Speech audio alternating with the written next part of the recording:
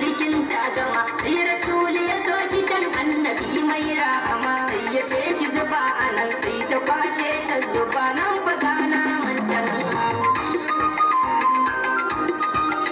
baki da rawa sai ya dana sani ba tantama ta zuba wasu sai ya da Aisha da Aliyu ta zuba wa rasul annabi na mai rahama ka kwashe ta zuba kan safar Mahmud ce gashi kamar ba Halima ba sai ya da ya Fatima